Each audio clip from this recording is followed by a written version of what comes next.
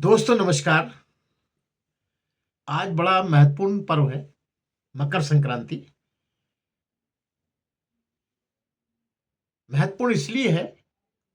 कि हम एक ठंडे जोन से अब हम गर्म जोन की तरफ बढ़ रहे हैं। यानी दक्षिणायन से सूर्य उत्तरायण की तरफ बढ़ रहा है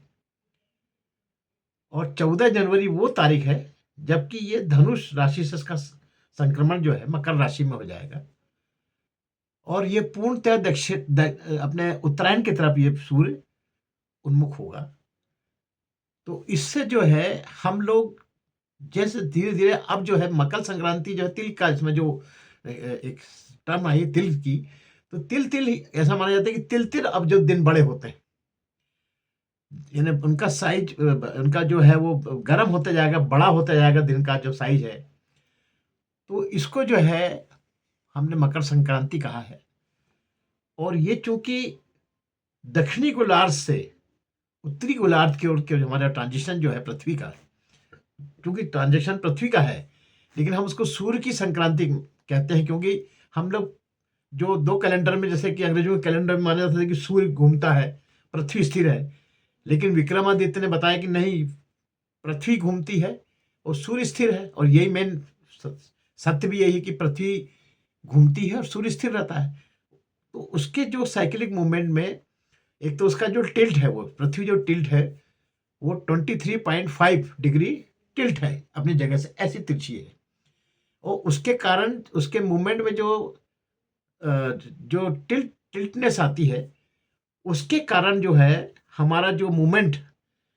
का जो स्पीड है वो स्पीड थोड़ी सी डिफरेंट पड़ती है हर साल, है ना। उसमें मुश्किल से 5 मिनट का फर्क पड़ता ही जाता है और इसीलिए जो है 62 साल में हमारा 71 साल में हमारा एक दिन पूरा मकर संक्रांति का बढ़ जाता है। आइडियल रूप से माना जाता है कि मकर संक्रांति 14 जनवरी को होती है, लेकिन इसकी जो वेरिएशन है वो घंटों के हिसाब से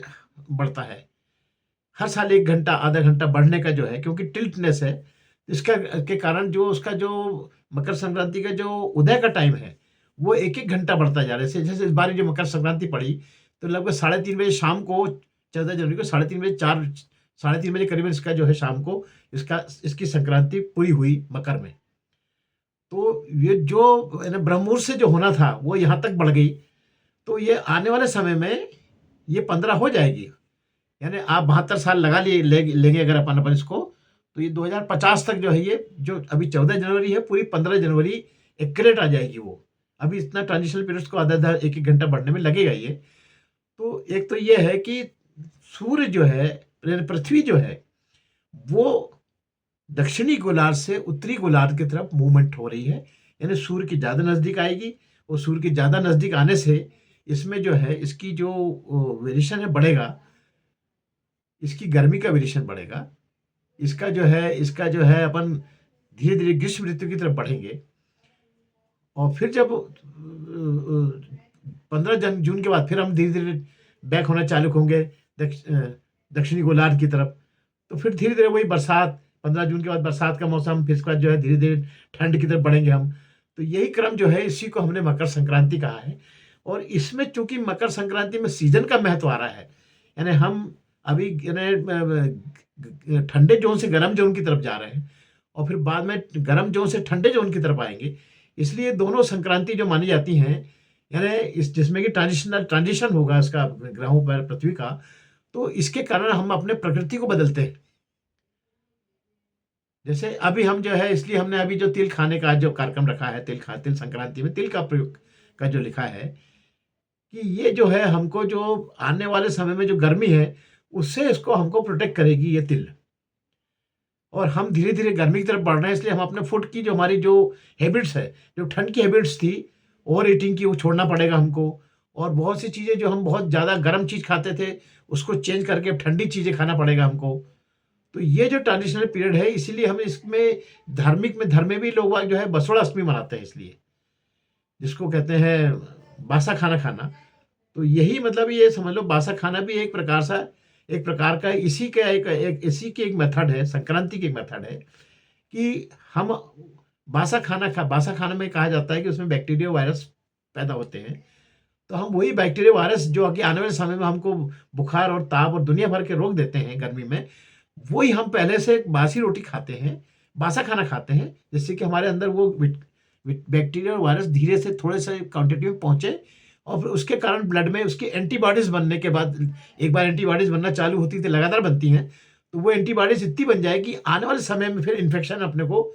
फिर अटैक नहीं कर पाएगा, क्योंकि अपने अंदर बॉडी में इतनी एंटीबॉडीज रहेंगी कि उसको वहीं कोई कंट्रोल कर लेगा। तो ये इसका जो है, ये इसका जो साइंस का कारण है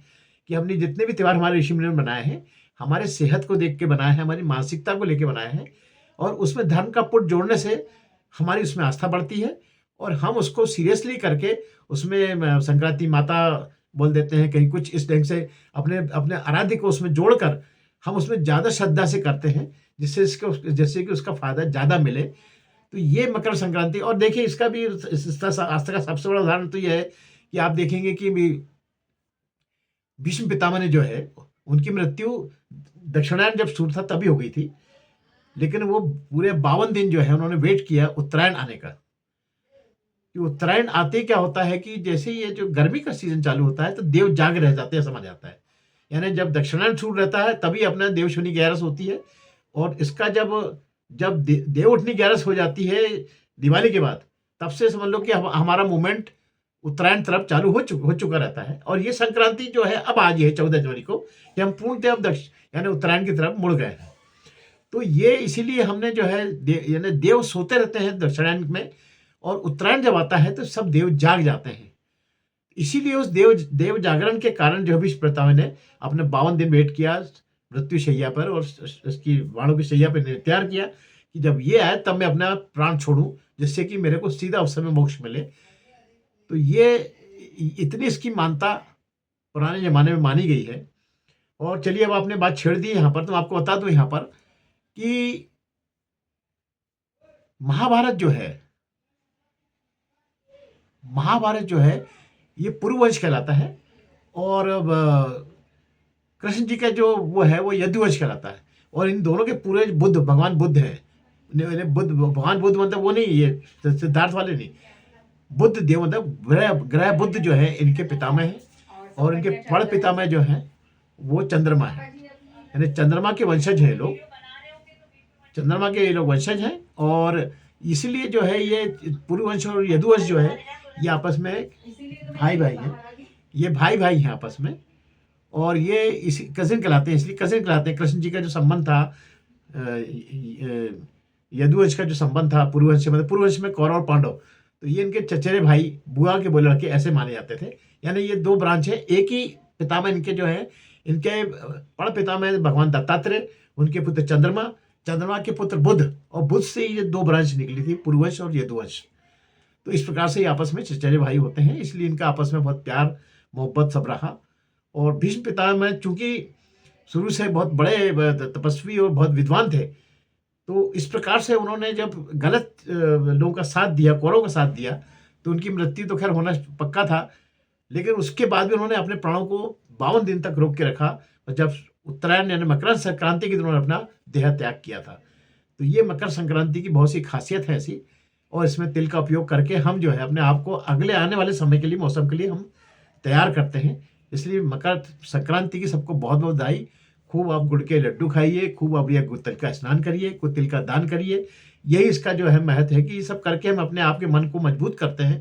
कि आने वाले विषम परिस्थिति, ग्रीष्म में गर्मी में कितनी गर्मी पड़ती है अपन ने देखा है, तो सब चीज़ों से निपटने के लिए हम अपने आप को उस वातावरण के लिए तैयार करते हैं और मन में आस्था के साथ करते हैं। यही संदेश है मकर संक्रांति का। मैं पंडित अनिल मिश्र राष्ट्रीय कल्चर से आपके लिए ऐसे ही अनोखे वीडियो बना के लाता हूँ, और आपसे ये उम्मीद करता हूँ कि आप इसको सब्सक्राइब करें, लाइक करें और शेयर करें, और कमेंट्स डाल के बताएं कि आप इसमें और क्या एक्सपेक्ट करते थे जो मैं छूट गया हूँ, जिसको मैं अगले वीडियो में लूँ, या आप कुछ और जो आपके मन में सब्जेक्ट अगर हो तो वो लिखिए कि सब्जेक्ट पे आप हमको कुछ गाइड चाहते हो तो मेरे से पूछिए आप इसमें। और जैसा कि मैंने पहले भी कहा है कि मैं आने वाले समय में, अभी तक आप जो योग करते हैं उसमें हम लोग फिजिकल एक्सरसाइज करते हैं, भ्रष्टिका, कपालभाति, अनुलोम विलोम,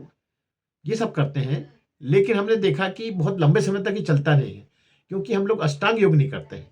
तो अष्टांग योग क्या है और किस ढंग से करना चाहिए, जिससे कि आपकी ये जो भस्त्रिका कपालभाति जो है ये सक्सेस हो। और जनरली होता है कि थोड़े दिन करके बोर हो जाता है कि यार इसमें कुछ नहीं रखा है, लेकिन वो जो सार है उसका जो है अष्टांग योग में है, और अष्टांग योग के साथ करने में आपको इसका बहुत बड़ा फल मिलता है, और शरीर आपका मस्त रहता है, और कभी आप जो है एड़ियाँ रगड़ के तो नहीं मरेंगे, पक्का है। इसलिए अगर आपको ऐसे कुछ एक्सपेरिमेंट देखना है, करना है और सीखना है, तो उसके लिए कमेंट्स करके बोलिए, आप लिखिए उसमें कि हम ये चाहते हैं। अगर मेरे पास बहुत से कमेंट्स आएंगे तो मैं ये सीरीज बिल्कुल जो अपनी जो अब जो नवरात्र आने वाली है, उस नवरात्र से मैं जो है चैत्री नवरात्र से मैं जरूर इसको सीरीज को चालू करूंगा, और आपको पूरा एक्सपेरिमेंट, पूरी सब चीजें बताऊंगा, योगा की एक एक चीज बताऊंगा मैं आपको, और किस ढंग से करने के कैसे फायदे हैं। और ये सिर्फ मैं प्रैक्टिकल यानी आपको ऐसा नहीं बोल रहा हूँ कि बोल के बता रहा हूँ, मैं जो करता हूँ, जो मैंने उपयोग किया है पिछले 15 सालों 20 साल में, वो सब आपसे शेयर करके आपको भी इससे लाभान्वित करूंगा। पंडित अलमिश, राष्ट्रीय कल्चर से। धन्यवाद।